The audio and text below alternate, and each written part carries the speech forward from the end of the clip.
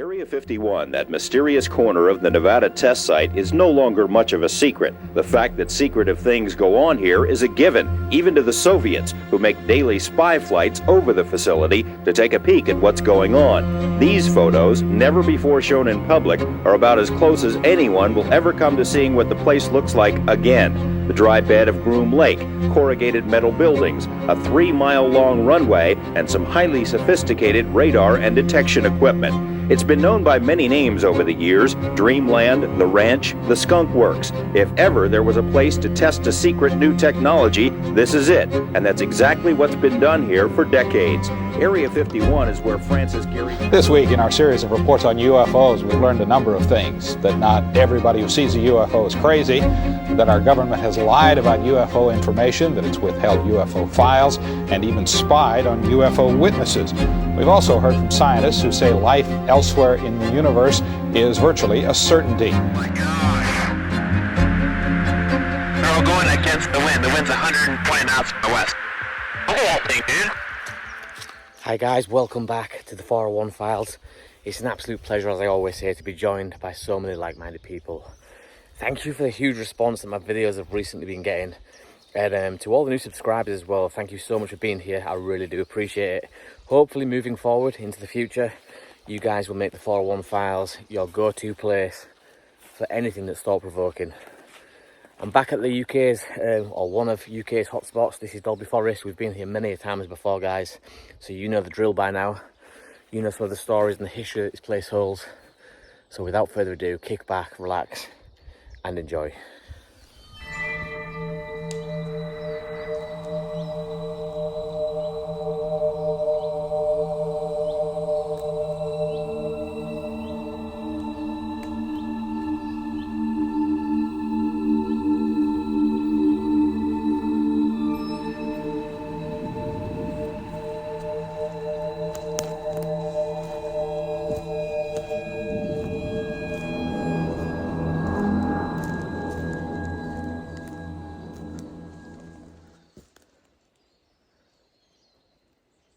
There's a game camera there, obviously not mine. Apparently it says on the sticker there, I don't know if you guys can see this. These cameras are operated by Nature Spy for the purpose of wildlife monitoring. Yeah, hopefully when they get back. Seems a bit high. It seems a bit high to me. I've got a game camera myself, so I know that roughly I have to put it lower down on the tree to capture anything. And then if you look over here, I don't know what this thing is, but or maybe that's why they've got it high. The game camera is aiming at this thing, whatever that is.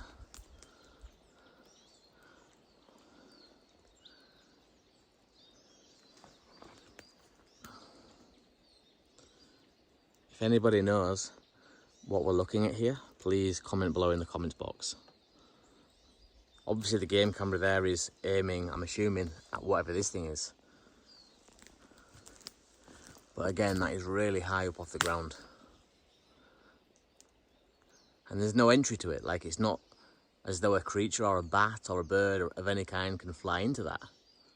It's completely sealed all the way around.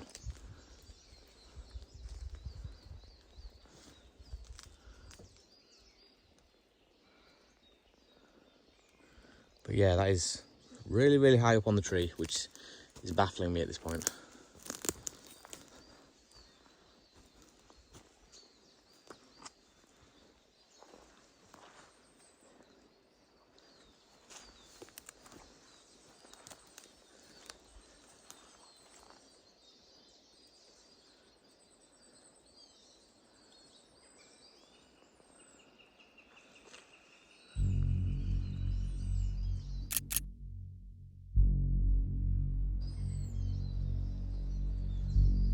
This place just gets weirder and weirder. I don't believe this. You guys are going to think I'm making this up. I honestly don't believe this. So there's another blue balloon. And we are literally about 5 meters away from where the game camera just was, and that weird looking feed tied high up on the tree.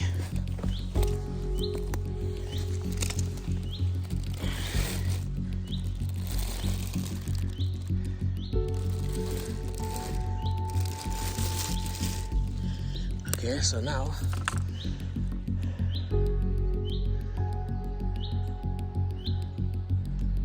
that bird's being a bit relentless as well.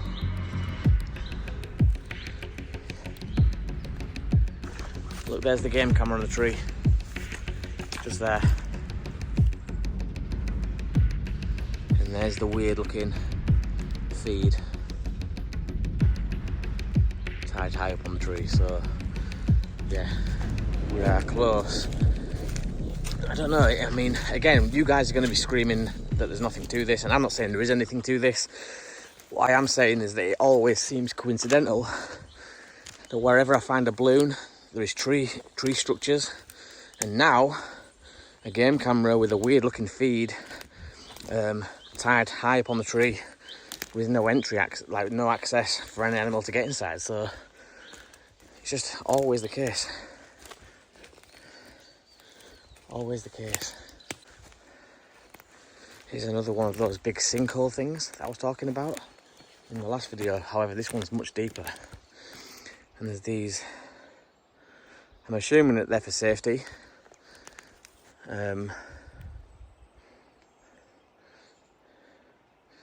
yeah, that is really much deeper than the last one we stepped in. The camera never does it justice, but just take my word for it, that is a lot deeper. I'll go back and pick that balloon up soon and move it out of here, but I mean, there's some more red sticks on that way as well. So I'm assuming there's another big sinkhole. I'm calling these sinkholes, guys, because I don't know what the correct terminology is. If I'm wrong, please forgive me. I'm just using that because it's the only word I can use where you'll all understand what I'm pointing at and talking about. You see, now this has confused me because I thought that those red sticks were a warning sign for vehicles coming through the forest, that there's a big indentation in the ground, but you can see here there's the red sticks again. However, the ground's flat.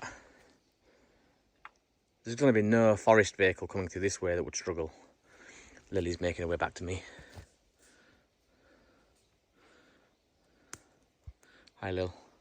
So yeah, I kind of guess that this rules out the idea that those sticks were put in place for the big drop in the ground. So then the question now is, what are they for? Again, placed in a circle.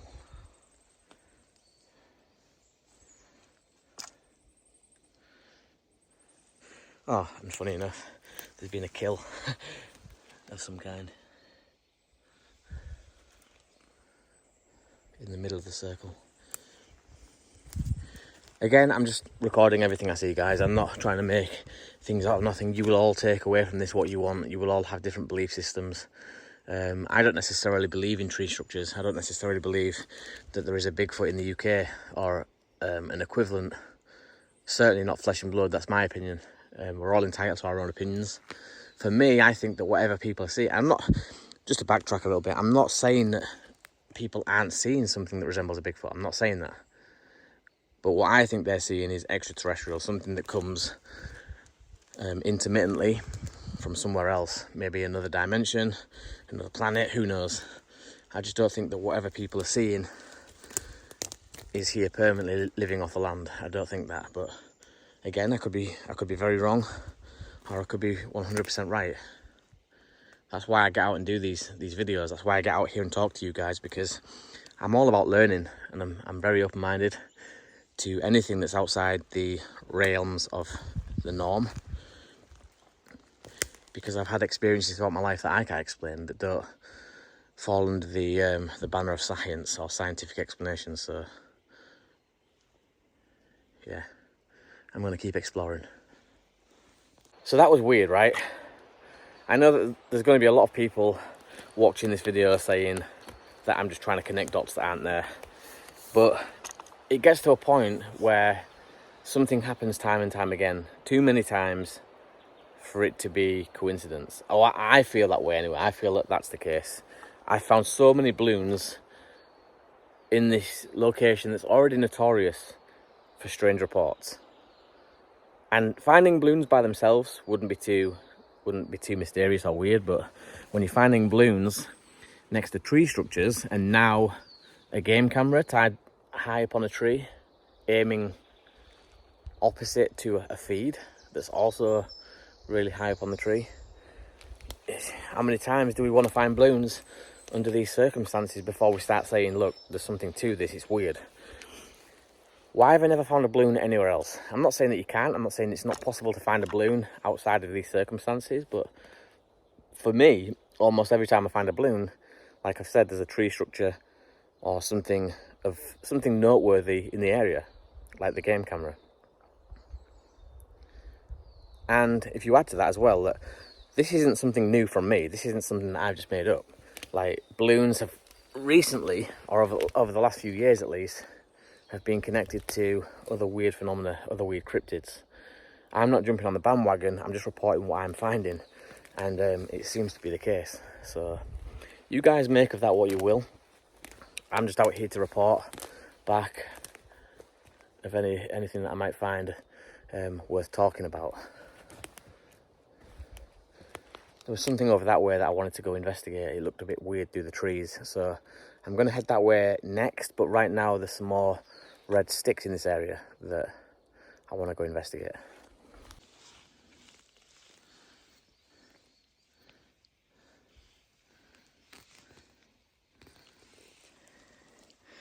Looks like a child's hat. Again, I dread to think how long that's been here. Looks like the hat that you'd buy a newborn. Not a toddler of any kind. Billy, watch out. Is that toe prints?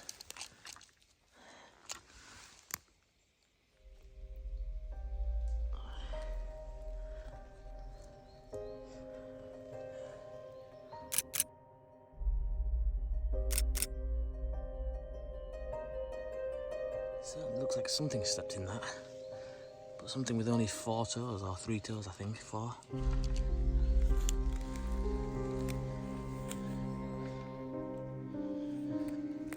Yeah, if the pack up that we found in the last video was there for 30 years, who knows how long that's been there, that little hat, or how it came to be.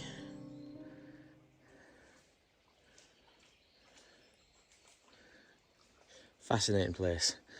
I wish that you guys, I should maybe do a video actually for anyone that's, you know, not really clued up on the history of this place, but in terms of strange reports, I always go on about this. This forest has the whole 9 yards, like in terms of weird things and strange reports. UFOs, like I always mention, are number 1 on the list, extraterrestrials. But some big work was done in the early 90s by Tony Dodd regarding mutilations.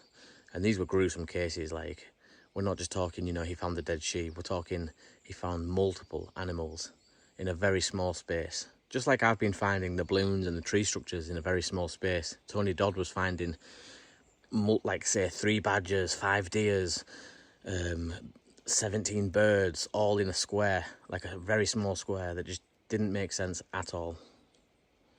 And then on top of that as well, a little known fact, unless you're a big fan of Tony Dodd, is that he started diving into human mutilations as well and investigating those cases. And that was our most advanced technology at the time. They were only testing them at that time, they test flying them. Now this thing was years and years and years ahead of anything like that. It was no question about it at all. It was something that we hadn't got, and I knew it from the moment I saw it. It's very, very easy for a skeptic or debunker to turn around and say to people who've done years and years of research, this is absolute rubbish. It's very, very easy. This is what they do all the time. And so we're always going to be faced with this thing, and as much information as you put before these people, they will do their best to pull it to pieces. But the facts are the facts. We've put a lot of time and a lot of years into this investigation, and I can assure you, without any question of a doubt, that aliens are here, aliens have been here for a long time, and aliens are in contact with various elements of the military. and other countries, diplomats.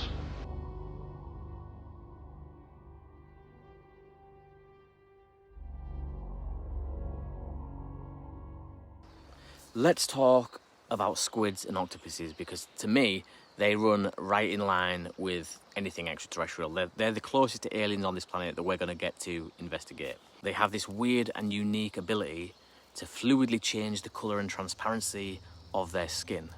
But here's something quite interesting, is that squid skin, or squid skin cells, can't be cultured in a lab, which practically makes them impossible to study. But now some brainiac researchers have come up with a clever workaround, replicating squid's camouflage ability in human cells instead. So this makes me think, have we actually been in possession of this technology for years? Like, is this what people have actually been seeing when they report the Glimmer Man, for example? There are so many questions that arise from this new study that it just completely blows my mind. Like, we are dabbling with the cells that work the camouflage on squids and octopuses, and because we can't culture them in a lab, we've now manipulated that with human cells, and we can now look at them and study them in a way that we never have been able to before. And again, we go back to what I've just said. How long have we done that for? Like, we're just finding out about this now in the news and in the media, but my guess is that we've probably had access to that information or knowledge for multiple years, probably over 20 years. Who knows, we might have only just perfected it, and that's why we're running around now in these Glimmerman suits that make us look like the Predator. I don't know who this Predator, this Glimmerman or being is. I just know that he's been seen in quite high volume now. And when I read this article about the squid cells, it really did make me think. You know, they always say that the person on the street is about 50 years, I believe, 50 years behind in terms of technology with what, in reality, to what the government have got. So, yeah, it really made me think. I said at the start of the video that, you know, I wanted to welcome all the new subscribers because the channel's just booming at the minute, absolutely booming. And it's all thanks to you guys spreading the word. And even if it's, you know, even if it's just having a laugh and saying, oh, there's this crazy guy on YouTube who talks about weird stuff. I've got thick skin, I'm not really offended by that stuff. So I hope that that's not the case. I hope that you guys do think I'm logical in my approach and that I do talk some sense. I must stress though, you've got to remember this with me, guys. I don't always believe everything that I'm talking about. So when you hear me talk about some weird out-of-the-box stuff, don't be thinking, oh my God, he's crazy for thinking that, because I don't necessarily believe that. But I've got to talk about it because there are other people in the world out there investigating in different countries that are joining these dots. And so if I just brush past it, don't pay any attention, we might be missing out on revealing a big picture. It's like the jigsaw, you put little pieces together, and bit by bit you really can't make out what you're looking at until you step back and it's like, wow, it all makes sense now. So that's my way of thinking. So yeah, hopefully you all do enjoy the channel. From all the feedback that I'm getting, from all the comments that you guys leave me, and I do try and keep in contact with as many of you as I can. I try to reply to absolutely everybody. But from all the feedback I'm getting, you guys are really into the 401 files. It's no longer about me anymore, you know. It's not about Ben getting out there and filming. It's about you guys wanting these videos because you either A, truly believe, like I do, that Earth has been visited and there are strange things happening in this dimension that we live in that we can't explain. You either believe that, or you just like to sit back and watch a crazy guy walk through the woods talking a load of crap. Either way, I'm not really fussed. I appreciate everyone that's here, regardless of your reasons, motives, or agendas. I'm not a hater, I'm not someone that's going to be easily offended. All I would say is to people in the comments, be respectful, because that's one thing I've always prided myself on, is the not the amount of people, but the quality of people that are here. We're all real serious into you know, investigating these strange phenomena, UFOs, etc. And we understand that from time to time people are going to say things different to what our beliefs are. But the main thing is that we give people their space, their area, their safe zone to talk about these things and express their experiences or opinions. And so far, 5 years in, we've done a brilliant job. You guys have been amazing. This is an absolutely amazing forest. Like, the sun's coming through the woods now. And yeah, it's just beautiful. Like little pockets of light bursting through onto the forest floor. You maybe can't see it, but through there, that's really more saturated than it's showing up on the camera. And it looks beautiful. A question I get asked quite a lot is, what is your objective, Ben? Like, why are you getting out there and what are you aiming to achieve? And that is that I'd love to turn this into a full-time job one day. To some people that might sound crazy, but it's doable. It's definitely doable, especially with the way that the channel's moving now. If it only increases at the rate it's increasing and more people find the way here, then it's definitely doable. I can make this into a full-time job where I can get out and spend more time in the woods under the stars.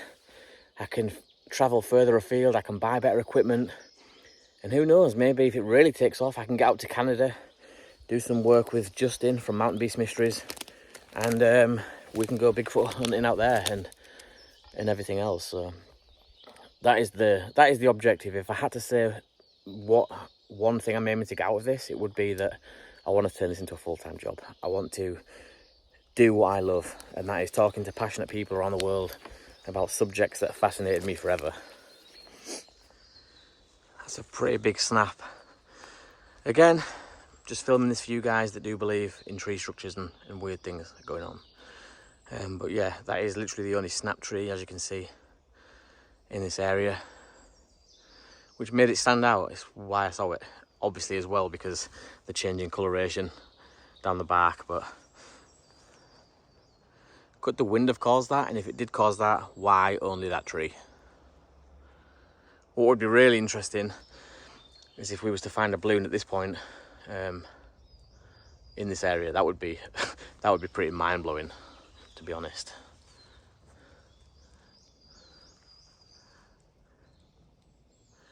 But we're going to head back to the car. Lily's getting impatient. I think she's getting hungry now, so we're going to head back to the car, and I might get some food out of the car because I've got some tins of dog food in there for her, and come back into the woods, or we might just call it a day. Who knows?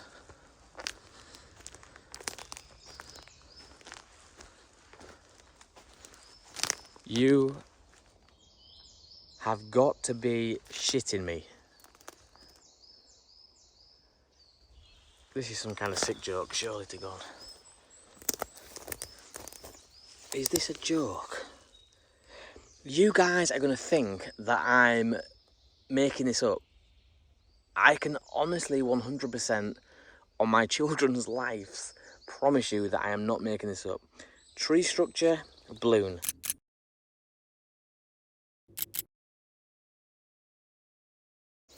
Every single time.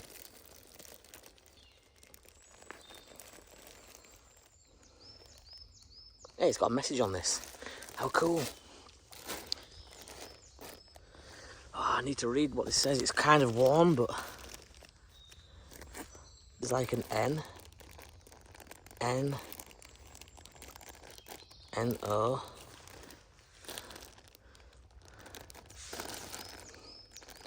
I can't make the rest out. It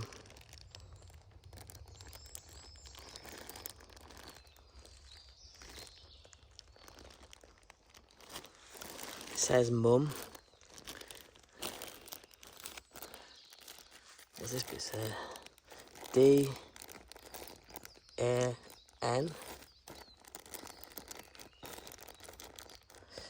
I think that says Dawn, and there's like a love heart there. Ah, number 1, mum, Dawn. I'm guessing that's what it says.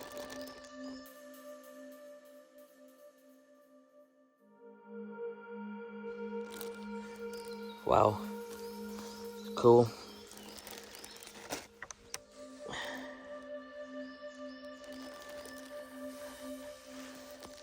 That is so close to the tree break.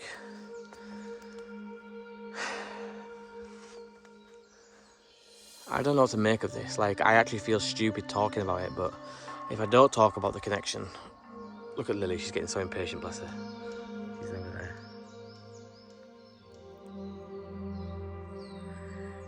Yeah, if I don't talk about the connection, then it might go unnoticed, and it might be something, it might be nothing, who knows. But my job, as someone who gets out here to talk to guys like yourself and ladies that are like-minded and have an interest, my job is to record everything, regardless of how stupid, how big, how small. My job is just to put it across to you guys in the format of videos, and you lot ultimately will be the judges. So that's what I'm doing. Strange though, and even for me right now, I'm thinking like, what the hell?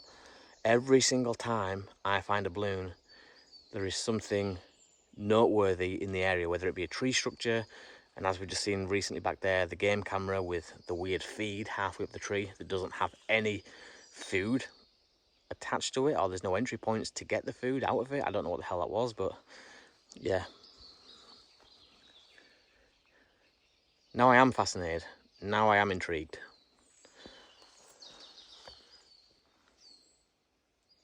If it was one balloon and there was a tree structure, you might just say, oh, well, yeah, that's coincidence. But I found 5 balloons on the last video. Each one of those 5 balloons was sat next to a weird tree structure. The only tree structure in the area. I panned around, I showed you guys the vicinity. There was no other tree formations like the one that was near the balloon. That happened 5 times. Today I've come back out, 2 balloons, one next to a game camera that had this weird looking feed attached to the tree, and the second the second balloon next to a very large tree snap, the only tree snap in the area. So you might think I'm crazy, you might think I'm trying to connect dots where there are no dots to be connected, but I don't know. That's got to be the biggest coincidence ever if there's nothing to it.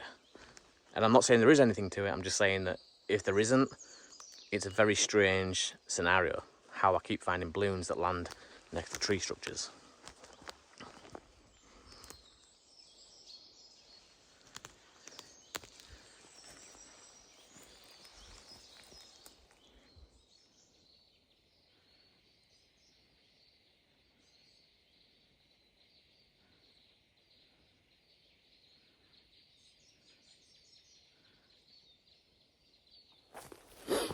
I was just thinking of something really bizarre. If you remember on the last video, I posted, there was a clip, some stock footage that I used in the video, and it was a love heart balloon floating off into the woods quite eerily. I've just found a love heart balloon, the one that was to the #1 mum, Dawn. That's weird. Out of all the balloons, I mean, I know that love heart balloons are going to be common, but just the fact that I used that bit of footage in the last video completely at random, and then I find a love heart balloon. It's bizarre. Is it possible that this creature that we all know as Bigfoot, or Sasquatch, or by a number of different names all over the world, is interdimensional? Is some interdimensional traveller? Well, the paranormal world as a whole is probably way more connected than people realise. But thankfully, I feel like that is now beginning to change. At least from the perspective of people like myself who are here involved on the ground, at ground level, researching. If we think about it realistically, it makes perfect sense. Like many of the classic signs from human encounters with otherworldly beings, ghosts, aliens, Bigfoot, they all have similar signs, similar traits. Disappearing beings, fast-moving objects, strange lights, bad smells, telepathy. They all share very similar traits from one phenomena to the next. It used to be that people, the UFO people, didn't ever talk to the ghost people because they were a little bit weird. And nobody would talk to the Bigfoot people because they were crazy. But now, thankfully, those days seem to be well and truly behind us. And this whole alien Bigfoot theory that I'm talking about right now is nothing new. In fact, it dates back to about 1973, 1970 something. It's a long time, you know, that people have been talking about this phenomena. And the idea that Bigfoot could be an extraterrestrial is finally starting to grab hold, mainly because more and more Bigfoot hunters and hunters in general are reporting these orange orb-looking lights. A lot of hunters, in fact, do report seeing fast-moving lights that manoeuvre through the trees with relative ease. And at first glance, someone watching this, like a hunter, might think that these are alien in nature. But what's really weird is that these lights have been reported in areas heavily associated with Bigfoot. So either the aliens have an interest in Bigfoot like we do, or Bigfoot is an alien, or there is something uniquely fascinating about these areas. Enough so that both individual phenomena are occupying the same space at the same time to investigate it. And as I'm just talking to you about this Bigfoot extraterrestrial connection, the wind's whipped up above me through the trees. And it does look like it's about to start raining again. But I just thought you guys might want to hear my take on that, because there is a lot of people that will laugh that off, that theory. There's a lot of people that are now starting to step over the fence.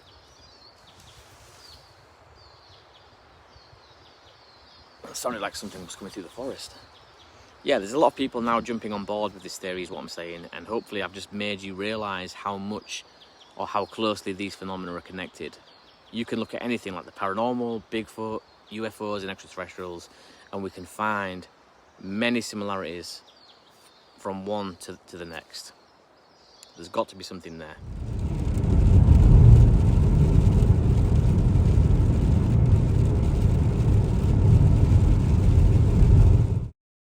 So this is it. This is day 2. This is the second day, the day after what you've just been watching, and we are going back. We are going back to get that memory card from that damn game camera and see what the hell is going on in this forest, if anything at all. Fingers crossed the game camera is still there. I'm saying this now because if I get there and it's been taken down, that will, to me, will be very suspicious. But I don't want to get there and be like, oh, the game camera's gone, and you guys think that I'm lying about this. So I'm trying to cover all my bases so you guys know that I'm heading out there. Bear in mind as well, to get to the game camera from where I'm setting off now is like a 20-minute drive. I'm not going to waste my time and take the drive 20 minutes just to go, oh, the game camera's gone, knowing that I took it. It's not my game camera. I don't have a clue what the hell is on that memory card, if anything at all. But today, we shall find out.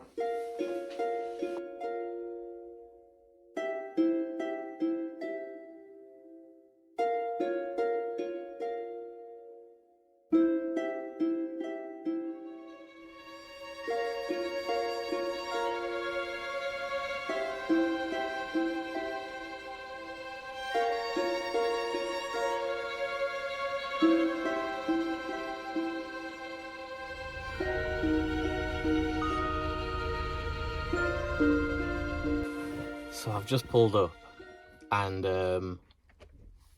I've pulled up in the national park where I was filming yesterday, where I found the game camera. Now granted, the park today, in comparison to yesterday, is really, really busy. I'm not sure if there's some event going on, or there just seems to be a lot of dog walkers, runners, and people hitting some of these mountain bike trails, which is, you know, it's common here. This is what this place is for. There's a lot of those mountain bike routes that do cut through the forest. But yesterday, the national park was really quiet. And as I've just said, I'm now at the location where I need to jump out of the car and head towards the game camera. And parked just there is that black 4x4. Now, I'm not sure if it's the same one because I didn't get a good look at the registration. But the fact that there is a black 4x4, I mean, this is the back part of the forest. You go any further forward on this road and you are leaving the national park. This is the reason that I come to this area, because usually it's away from people. So for that black 4x4 to be sat there is quite unnerving. But I'm going to get out anyway, and I'm going to make my way to the game camera. Hopefully, I'm praying that there's nobody there. There's nobody lingering around that area or playing around with that game camera, because that screws up today's plan. But That is unnerving. Okay, so wish me luck. I've passed the Blackfall before, there's no one in the area so far, but I'm now literally about 10 metres away, 10-15 metres away from where the game camera is. However, I can't see it yet because it's pushed off into the woods a little bit. Yesterday, reviewing all the footage that I took, it didn't seem like the memory card compartment was padlocked. Usually what people do is they'll put a padlock on the memory card housing so people can't steal a memory card. Well, steal is the wrong word. I'm not going to steal. I'm bringing this back. I'm just being curious. But yesterday, it wasn't locked. I'll try and bring the footage up again and show you guys that it wasn't locked, just in case we get there now and it is locked.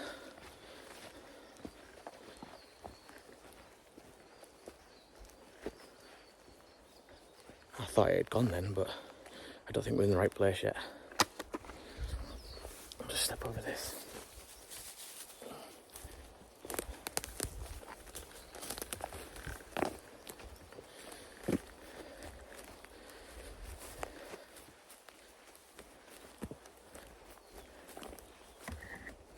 It's still there. Thankfully it's still there. I thought we'd missed it. I'm really on edge because, you know, when you just feel like there's someone around? That's exactly how I'm feeling right now.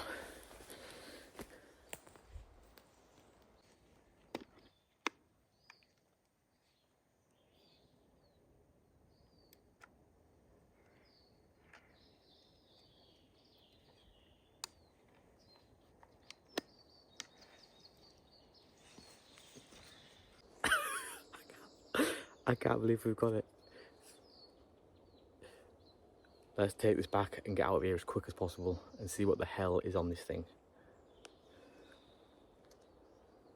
Imagine if we find something. That's going to be so crazy. I'm so excited to find out. This isn't even my game camera, and usually I'm really excited when it's my own game camera, but this to me is very odd. Like, what the hell is it so high up the tree for? Why is it tilted back, looking even higher over at that thing, whatever that is? Let's just get out of here. Let's get back in the car, get home, and get this on the computer. Now I'm thinking all sorts of things like, is there a feed that goes back from the game camera to someone's laptop sat at home? Are they actually watching me now operating and taking the memory card out? Because that's possible, I think. I think with some game cameras, you can actually have a direct feed back to your laptop. So you can just literally sit at home and watch what the camera sees. I hope that's not the case. It's not the case with my game camera that I've got at home, but I do know that that kind of technology exists.